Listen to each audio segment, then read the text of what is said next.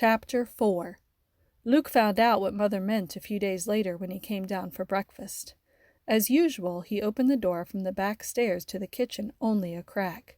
He could remember barely a handful of times in his entire life when someone had dropped by before breakfast, and each time Mother had managed to send Matthew or Mark up to warn Luke to stay out of sight.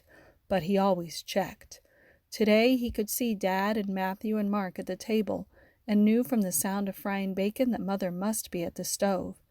"Are the shades closed?" he called softly. Mother opened the door to the stairs. Luke started to step into the kitchen, but she put out her arm to keep him back. She handed him a plate full of scrambled eggs and bacon. "Luke, honey, can you eat sitting on the bottom step there?" "What?" Luke asked. Mother looked beseechingly over her shoulder. "Dad thinks, it's not safe anymore to have you in the kitchen. You can still eat with us and talk to us and all, but you'll be over here." She waved her hand toward the stairs behind Luke. "But with the shades pulled," Luke started.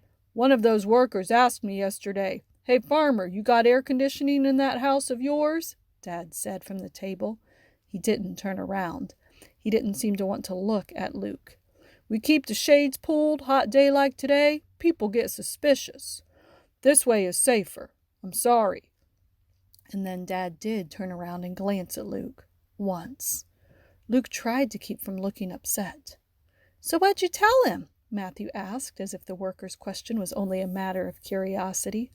"Told him of course we didn't have air conditioning. Farming don't make nobody a millionaire." Dad took a long sip of coffee. "Okay, Luke?" Mother asked. "Yes," he mumbled. He took the plate of eggs and bacon, but it didn't look good to him now. He knew every bite he ate would stick in his throat. He sat down on the step out of sight of both kitchen windows. "We'll leave the door open," Mother said. She hovered over him as if unwilling to return to the stove. "This isn't too much different, is it?" "Mother," Dad said warningly.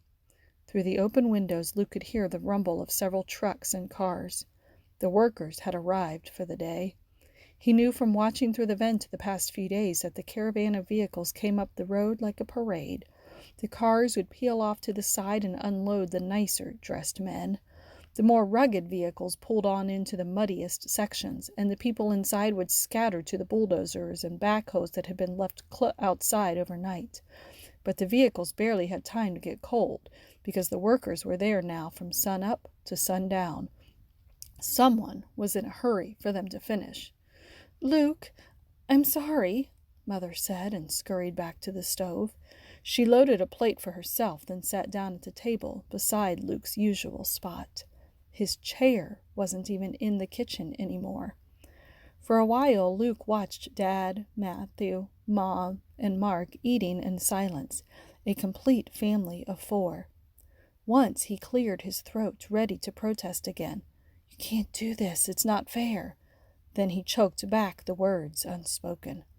They were only trying to protect him. What could he do? Resolutely, Luke stuck his fork in the pile of scrambled eggs on his plate and took a bite. He ate the whole plateful of food without tasting any of it.